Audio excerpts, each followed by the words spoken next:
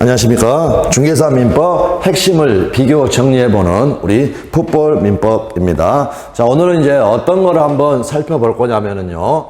공유하고 법정지상권 또는 관습법상의 법정지상권 요 부분을 살펴보도록 하겠습니다. 이제 스코어는 3대 2가 됩니다. 그래서 여기에 왼쪽에 적어져 있는 세 경우는 관습법상의 법정지상권이나 법정지상권이 성립하는 경우고, 그다음에 여기에 나와 있는 두 가지의 경우는 성립하지 않는 경우가 되겠습니다. 이거는 이제 제가 법정지상권이나 관습상의 법정지상권 성립 여부에 대한 공식이 있는데 그 공식의 일부입니다. 그래서 여기서는 지금 전체를 말씀드리지는 않고요. 자, 공유와 법정지상권. 자, 그러면 일단 여기는 여러분 좀 암기가 좀 필요합니다. 암기가. 그래서 조금 이따 자료 보시면서 암기 포인트를 체크를 하시면 되겠습니다. 자, 먼저 위에 것 두 개를 비교를 해보면요.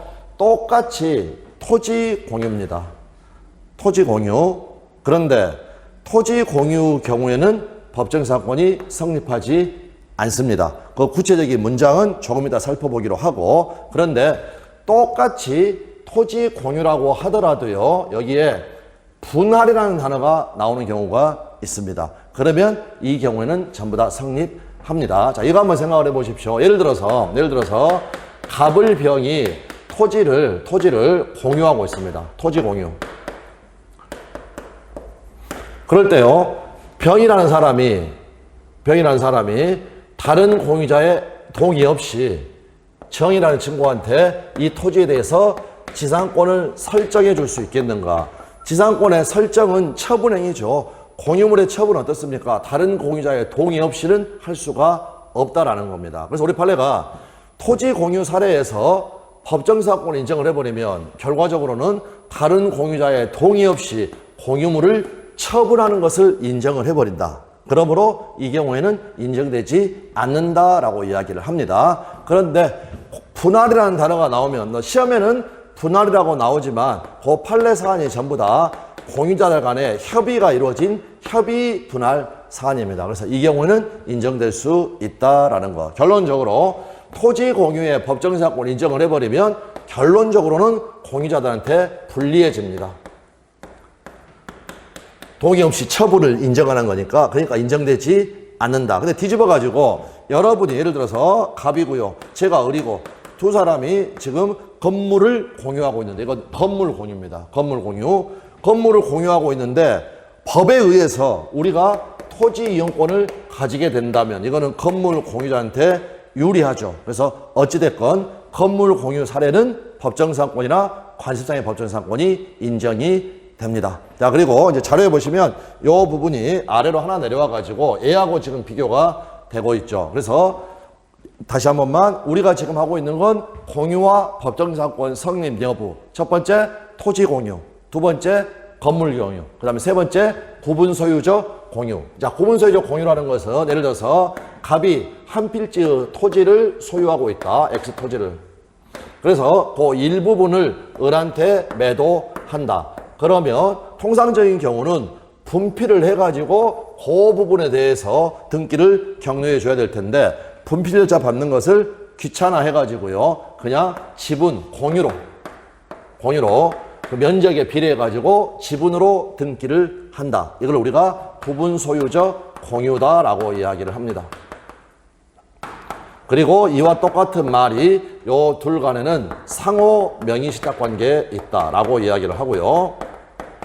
그러면 여기서 자, 구분소유적 공유니까 둘 간에는요, 이쪽은 갑이 단독 소유하는 겁니다. 왜? 여기만 을한테 팔았으니까. 이쪽은 을이 단독 소유를 하고요. 자, 그런데 저기 보면 정상인 놈이 있고 또라이인 놈이 있다 이런 겁니다. 그래서 만약 갑이요, 자기 몫의 토지에다가 건물을 올렸다. 그러면 이거는 정상이죠.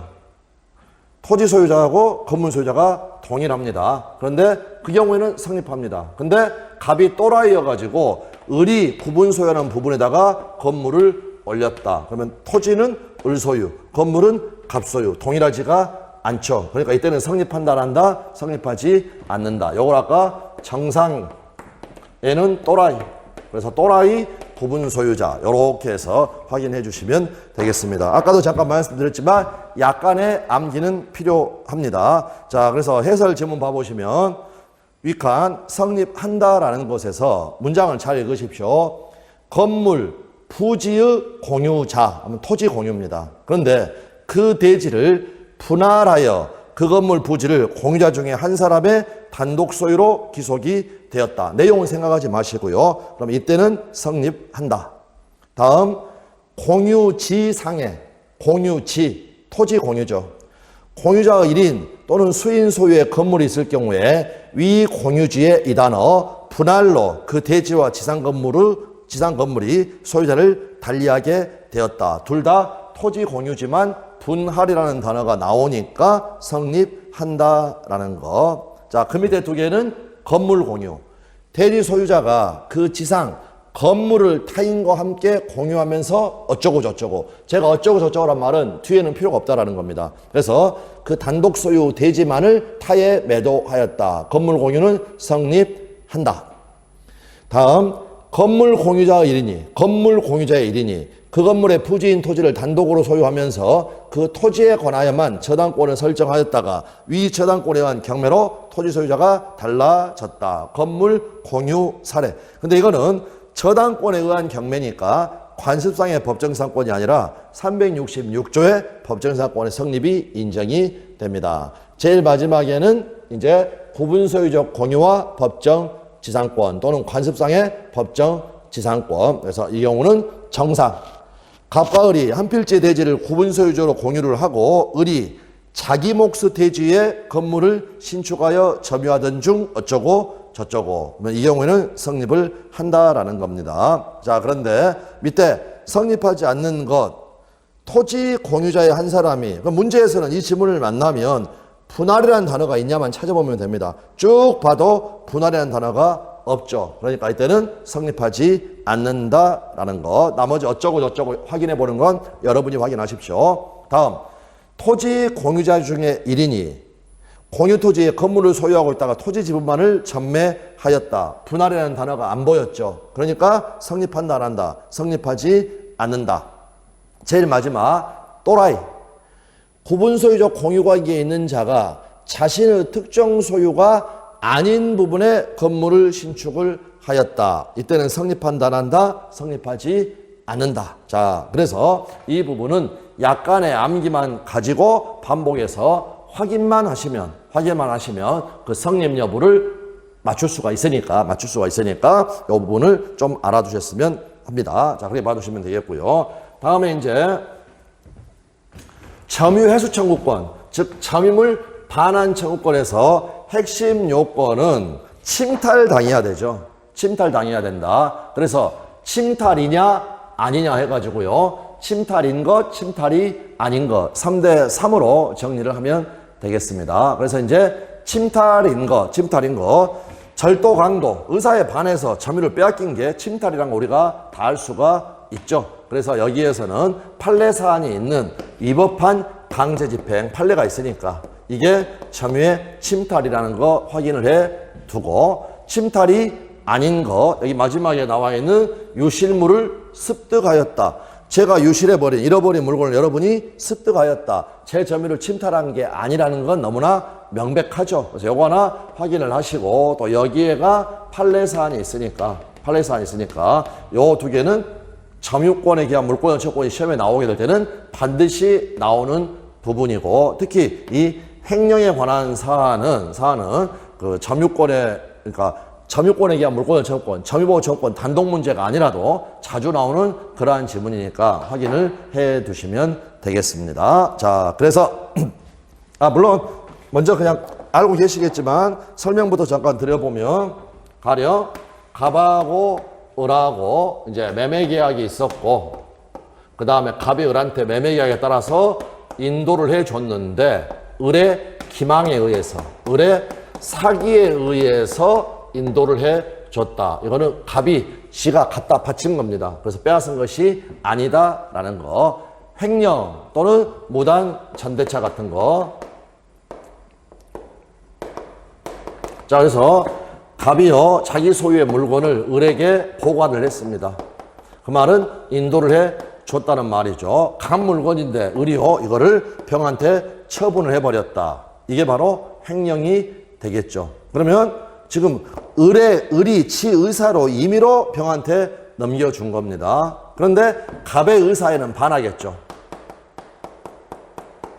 갑의 의사에는 반한다. 그렇다고 하더라도 갑의 간접 점유가 침탈된 것은 아니다라는 거. 네, 그 내용을 확인하면 되겠습니다. 자, 그래서 해설 보시면 침탈이 아닌 것, 점유자가 상대방의 사기에 의하여 물건을 인도하였다. 침탈이다 아니다? 아니다. 즉 점유 침탈을 이유로 한 점유 반환 조건은 발생하지 않는다. 그 다음에 횡령. 직접 점유자가 자기 의사에 기하여 점유물을 제3자에게 넘겨줬다. 인도하였다. 이거는 우리 판례가 간접 점유의 침탈이 아니다라고 이야기를 하죠. 따라서 간접 점유자는 그 제3자에게 점유 회수를 청구할 수 없다. 점유물의 반환을 청구할 수 없다라는 거. 네, 이렇게 해서 봐두시면 되겠습니다. 그 다음에 이제 침탈이라고 했던 게 위법한 강제집행, 판례 사안이 있다고 그랬죠. 자, 거기 확인하면 우리 판례가 어떤 표현을 쓰냐면 위법한 강제집행에 의하여 유체동산의 인도를 받은 것은 공권력을 빌려서 상대방의 점유를 침탈한 것이 된다. 이렇게 이야기를 하였습니다. 자, 그래서 우리 시험에 기출된 바는 없지만 이게 판례니까 이것 자체 이렇게 확인을 해두면 되겠습니다. 자, 그래서 지금까지 점유 침탈이냐 아니냐 3대 3으로 살펴봤고요. 자, 이제 다음에 살펴볼 것은 3대 2대 1입니다. 3대 2대 1. 무슨 말이냐? 해제의 효과. 해제의 효과. 자, 그래서 보시면 이제 그 해제의 종류를 먼저 구별을 하는 거죠. 법정 해제와 약정 해제로 구별할 수가 있고요. 그 다음 우리 계약금에서 나오는 해약금 해제 이렇게 구별할 수가 있는데 이거 하나 여러분 기억하십시오. 여기다 적을 때 저는 항상 이렇게 적습니다. 해약금 해제는 채무 불이행을 이유로 하는 해제가 아니죠. 그래서 이 경우에 해약금 해제는 약정 해제의 일종이다. 그러면 이제 해제의 효과로 논의가 되는 것들이 소급표, 원상회복, 손해배상. 그래서 계약의 가령 채무 불이행을 이유로 해제를 하였다. 계약의 효력은 소급해서 상실하게 되죠. 그래서 미이행 채무, 아직 이행되지 않은 미이행 채무는 소멸이 되고 그 다음에 이미 이행됐던 것은 원상회복으로 반환을 되어야 한다. 그래서 이제 이 부분을 소원손 이렇게 소급표, 원상회복, 손해배상의 문제. 그러면 법정해제는 요 3이라는 말은 동그라미 3개 다 있다. 소원손 다 있다라는 거. 그랬고 여기 551조 계약의 해제는 손해배상의 청구에 영향을 미치지 않는다. 그러므로 해제하고도 손해가 있으면 손해배상을 청구할 수 있다라는 거. 그런데 약정해제에서는 소원손에서 소원 2개는 인정이 되는데 손해배상은 청구할 수 없다. 이유는 뭐가 되겠습니까? 이 손해배상 청구는 채무불이행의 효과로서 인정이 되는 것이죠. 그런데 약정한 사유가 발생해서 그 권리를 행사해가지고 해제를 한 것은 결국 채무불이행이다 아니다? 아니다. 그러므로 손해배상을 청구할 수는 없다라는 거. 네, 이 부분을 확인을 하면 되겠습니다. 그래서 이제 약정해제에서 원상회복 의무가 발생한다라는 말은 자, 예를 들면 이런 경우죠. 약정해제를 여러 가지로 설명할 수가 있겠습니다만 우리는 갑하고 을하고 매매계약을 체결을 하면서 자, 을이 갑한테요 뭐라고 하냐면 특약을 하나 걸자고 하는 겁니다. 내가 혹시 미국 발령이 나게 되면 장기로 있어야 되니까 나 한국에 질 필요 없으니까 해지할 수 있도록 해달라. 그래서 갑이 콜 이렇게 했다라는 겁니다. 자, 중도금 날짜가 됐습니다. 중도금 날짜가 돼서 5천만 원을 지급을 했습니다. 그런데 5월 10일 날 미국 발령이 났습니다. 그래서 을이 약정해제권을 행사를 해서 이 계약을 해제를 했습니다. 그러면 원상회복 의무가 있으니까 갑은 5천만 원을 반환을 해줘야 되겠죠. 그런데 금전 반환의 경우에는 받은 이익 전부를 돌려줘야 되니까 받은 날로부터 무엇을 가산을 해야 된다? 이자를 가산을 해야 된다라는 거. 자, 그래서 이 부분을 생각을 하시면 되겠습니다. 자, 그 다음 약정해제의 일종인 해약금 해제 3대 2대 1 소원 손에서 해제니까 소구표만 있는 것이고 원상회복 문제라든지 손해배상 문제는 발생하지 않는다. 역시 약정해제권의 일종이니까 채무불이행이 아니다. 손해배상 문제는 발생하지 않는다. 그런데 해약금 해제의 경우에는 이행의 착수 전에만 인정이 되니까 이행의 착수 전에만 인정이 되니까 결국 원상회복 할 게 없는 거죠. 성질상. 그래서 원상회복 문제는 발생하지 않는다. 이렇게 해서 이 부분을 3대 2대 1 소, 원, 손 동그라미 3개, 2개, 1개 이렇게 해서 확인해 두시면 되겠습니다. 그러면 이제 추후에 이제 여러분 한 가지만 더 죄송합니다. 여기 해제의 효과라는 것은요. 계약이 해제된 겁니다, 여러분. 우리가 취소할 수 있다와 취소되었다는 구별해야 되고요. 해제할 수 있다와 해제되었다, 즉 해제권이 행사되었다는 건 구별을 해야 되는 거고 이 해제 효과란 말은요. 해제된 걸 이야기하는 겁니다. 해제권이 행사가 된 거, 요거를 이야기를 한다. 이제 그 부분 말씀드리고 아까 제가 말씀드리려고 했던 게 뭐냐면 이제 여기까지 완벽하게 정리가 됐을 때 얘들은 전부 다 단독행위인데 계약으로 해제 계약이 있었죠. 해제 계약. 그럼 나중에 여기다가 플러스 해가지고 합의 해제. 그래서 합의 해제 해가지고 요 부분을 살펴보면 되겠습니다. 참고로 이 부분은 이제 요약서에 해제 시작할 때 제일 앞에 나와 있으니까 같이 정리를 해 주시면 되겠습니다. 그럼 이 정도 봐두시고요. 이 정도 봐두시고 아직 해설지 안 봤죠. 그러니까 수고하셨습니다. 요거 취소하고 다시 앞으로 잠깐 돌려두고 자 해설지 봐보십시오.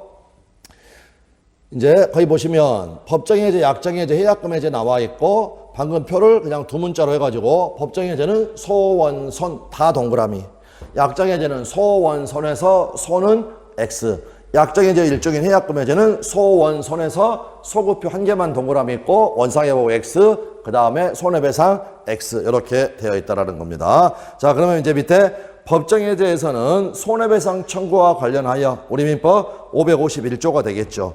계약의 해지 또는 해제는 손해배상의 청구에 영향을 미치지 않는다. 이 말은 해제하고도 남아있는 손해가 있으면 손해배상을 청구할 수 있다라는 거. 소원손의 마지막 여기에 대한 지문이 되겠고요. 그 다음 약정해제 이 부분 손해배상 청구할 수 없다. 판례 표현입니다. 약정해제권의 행사의 경우에는 법정해제의 경우와는 달리 그 해제의 효과로서 손해배상의 청구는 할 수가 없다라는 것. 다음에 이제 해약금 해제에서는 그 지문들은 여기에 대한 지문이죠. 해약금에 기한 계약을 해제한 경우 원상회복 문제는 생기지 않는다. 다음, 계약금을 포기하고 계약을 해제한 경우 상대방은 채무 불이행을 이유로 손해배상을 청구할 수가 없다. 자, 그런데 그 밑에 두 개는 이미 말씀을 드렸지만 지금 위에 읽었던 여기 손해배상 청구할 수 없다는 것은 해약금 해제권을 행사한 경우고 그냥 갑하고 을 간에 계약금만 지금 지급이 되어 있는 이러한 상태다. 이러한 상태에서 만약 을의 채무 불이행이 있다. 가령 뭐 중도금을 지급하지 않는다라든지 이렇게 되면 채무 불이행 효과로서 갑은 당연히 을에게 손해가 있으면 손해배상 청구할 수 있고 일정 요건을 갖추게 되면 채무 불이행을 이유로 법정 해제를 할 수가 있다라는 것. 이미 한번 말씀을 드렸지만 다시 한번 비교하자라는 취지입니다. 자, 그래서 세 번째, 계약금에 의하여 해제권이 유보된 경우에도 채무 불이행이 있으면 채무 불이행을 이유로 계약을 해제할 수 있다. 같은 취지. 매수인이 계약금을 지급하였더라도 정당한 사유 없이 잔금 지급을 지체한다. 또는 중도금을 지체한다. 매도인은 손해배상을 청구할 수 있다. 그래서 이것과 구별하는 것도 상당히 중요한 포인트이다. 네, 이 정도 말씀을 드리겠습니다. 정말로 인사드리겠습니다. 예, 여러분 수고하셨습니다. 감사합니다.